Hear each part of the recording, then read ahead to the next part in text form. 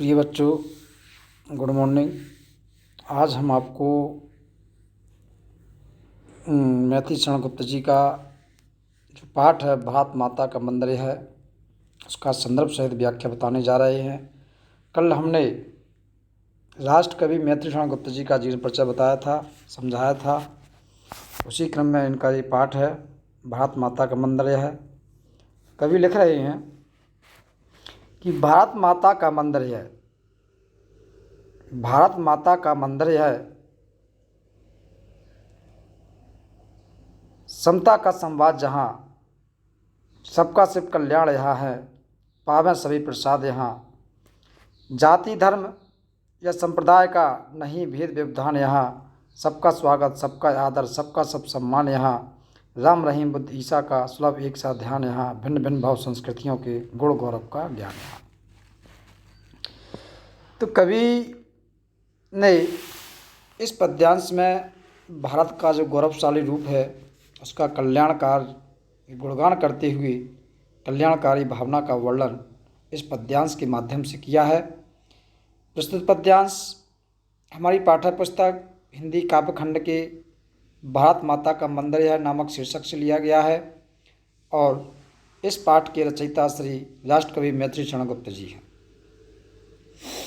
कवि कह रहे हैं अपने इस भारत को एक अद्वितीय देश मानते हुए बता रहे हैं, उसकी कल्याणकारी जो भावना है कवि की वो उसे विश्व के अन्य देशों से अलग मानती हैं और कह रही हैं संस्कृतियों को और धर्मों को, इन सभी के बारे में हमारे जो राष्ट्रकवि मैथिली शरण गुप्त जी हुए हैं उन्होंने बहुत ही रोचक ढंग से इस शीर्षक में प्रस्तुत किया है, इस पाठ में प्रस्तुत किया है और कह रहे हैं कि भारत ऐसे मंदिर के रूप में स्थापित करके दिखाया, भारत माता का मंदिर है, समता का संवाद है। कह रहे हैं कि जहाँ प्रत्येक मानव को अपना विचार प्रस्तुत करने का अधिकार समान रूप से है, भारत एक ऐसा देश है जहाँ सबका कल्याण होता है, सबका सिर्फ कल्याण यहाँ है, पावें सभी प्रसाद यहाँ, सबका कल्याण होता है और सभी प्रसन्नता रूपी प्रसाद ग्रहण करते हैं।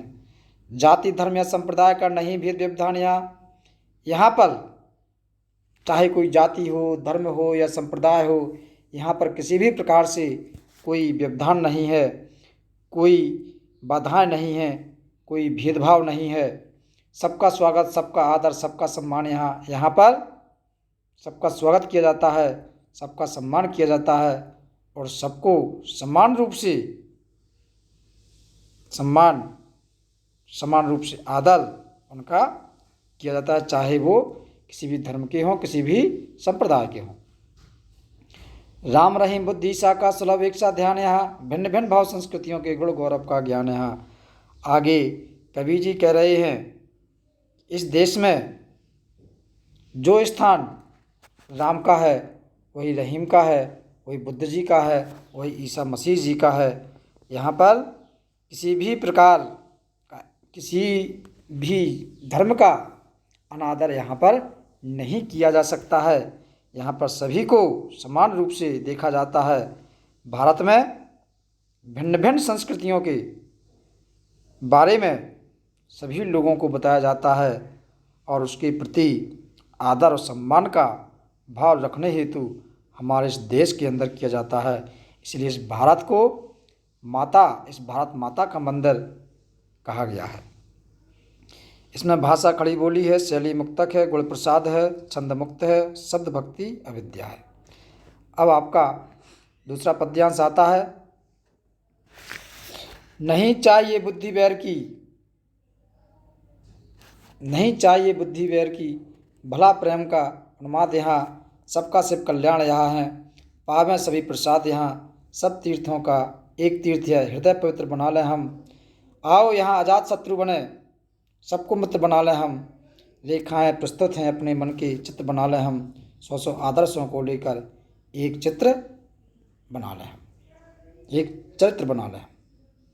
बैर माने दुश्मनी, उन्माद माने उत्साह, अजात शत्रु माने शत्रु ही। तो कवि कह रहे हैं कि हमारे देश में असीमित प्रेम और मानवता की भावना विद्यमान है। नहीं चाहिए बुद्धि बैर की, हमें यहाँ पर किसी से भी बैर यानी कि दुश्मनी की आवश्यकता नहीं है। इसी प्रेम की असीमितता के कारण यहाँ प्रत्येक व्यक्ति का कल्याण होता है और सभी प्रसन्न रहते हैं। पावे सभी प्रसाद। यहाँ सब तीर्थों का एक तीर्थ है, हृदय पवित्र बना लें हम। कभी आगे कह रहे हैं कि जो हमारा भारत देश है वो सभी तीर्थों का तीर्थ है। यह कहते हुए हमें अपने मन को शुद्ध बनाए रखने के लिए हम सभी को प्रेरित किया है। आओ यहाँ आजाद शत्रु बने हम, सबको मित्र बना लें हम। और कभी कह रहे हैं, देशवासियों से अनुरोध करते हुए कह रहे हैं कि हमें क्या बनना है? शत्रुहीन। शत्रुहीन मतलब हमारा कोई भी शत्रु नहीं होना चाहिए, हमारा कोई दुश्मन नहीं होना चाहिए, हमारा किसी से बैर नहीं होना चाहिए और हमें सभी से मित्रता करनी है। सबको मित्र बना लें हम, सबसे हमें मित्रता करनी है। रेखाएं प्रस्तुत हैं अपने मन के चित्र बना लें हम, 100 आदर्शों को लेकर एक चरित्र बना लें हम। आगे कभी कह रहे हैं कि हमारे सम्मुख, हमारे सामने देश में स्थापित सौहार्द समानता के गुण हैं। इन्हीं सद्गुणों को ग्रहण करते हुए हमें अपने भविष्य का निर्माण करना है।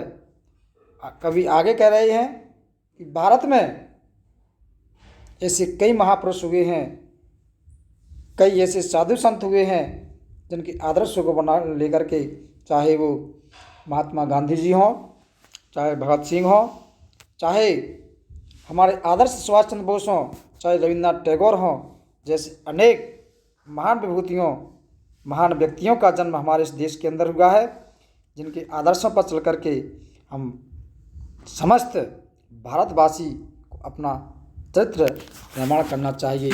ऐसे महान व्यक्तियों के आदर्शों पर हमें चलना चाहिए।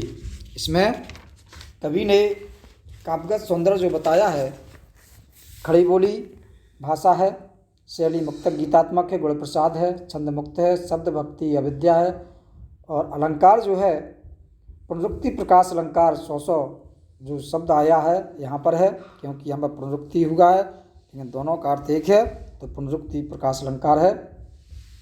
तीसरा और लास्ट है, बैठी माता के आंगन में,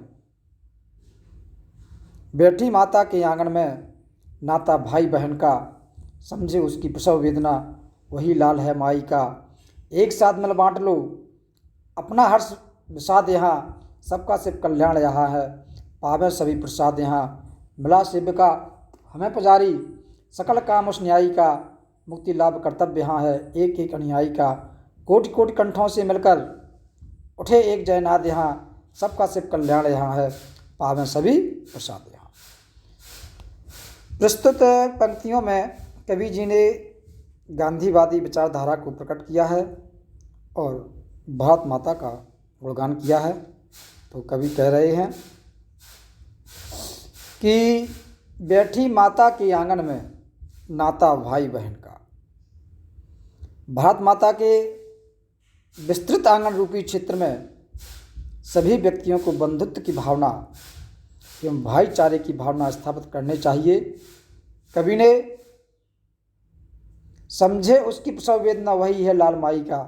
कवि कह रहे हैं कि भारत माता ये सच्चे सपूत की पहचान बताते हुए कहा है कि जब देश में भेदभाव एवं सांप्रदायिकता की स्थिति उत्पन्न होते हुए भारत माता की असहनीय पीड़ा को समझने वाला व्यक्ति है, वही इस सच्चा सपूत होता है। एक साथ मिल बांट लो अपना हर्ष विषाद यहाँ। कवि कह रहे हैं, कवि ने अपने भारत माता को मंदिर बताते हुए कह रहे हैं कि यहाँ पर सभी बच्चों को, सभी देशवासियों को आपस में मिलकर के सुख और दुख को बांटना चाहिए, जिससे कि यहाँ प्रेम और बंधुत्व की भावना उजागर हो तथा सबका कल्याण तभी संभव होगा जब हम आपस में मिल करके रहेंगे और एक दूसरे के सुख दुखों को बांटेंगे। मिला सेव्य का हमें पुजारी, सकल काम उस न्यायी का, मुक्ति लाभ कर्तव्य यहाँ है एक एक अनुयायी का। तो अनुयायी माने होता है अनुसरण करना। आगे कवि कह रहे हैं कि भारत माता को महात्मा गांधी जैसे सपूतों की हमें आवश्यकता है। महात्मा गांधी जैसे अहिंसा के पुजारी ने अपने सेवा भाव से समस्त भारतीयों को स्वतंत्रता एवं न्याय दिलाने का कर्तव्य पूर्ण किया था। किसने? गांधी जी ने। और आगे कभी कह रहे हैं कि गांधी जी का अनुसरण करने वाले प्रत्येक व्यक्ति ने भारत माता की स्वतंत्रता के लिए संघर्ष एवं बलिदान को ही अपना कर्तव्य माना है और कोटि कोटि कंठों से मिलकर उठे एक जयनाद यहाँ, सबका सिर्फ कल्याण यहाँ है, पावें सभी प्रसाद यहाँ। कवि कह रहे हैं प्रत्येक व्यक्ति तब कोटि कोटि कंठों से मिलकर, करोड़ों कंठों से यही एक आवाज़ निकलनी चाहिए कि यहाँ पर जो भारत माता का जो मंदिर है, इस भारत माता के मंदिर में हमें एकता बनाए रखनी है और अखंडता बनाए रखनी है। उस बारे में एक एक साथ भारत माता की जयकार लगाते हैं। इन्हीं सबके कारण कवि ने भारत में सबका कल्याण माना है और प्रसन्नता रूपी प्रसाद हम सभी देशवासियों को मिलता है। इस प्रकार से ये पाठ आपका पूर्ण होता है। इसका काव्यगत सौंदर्य है भाषा खड़ी बोली, शैली मुक्तक, गुण प्रसाद, छंद मुक्त, शब्द भक्ति अविद्या।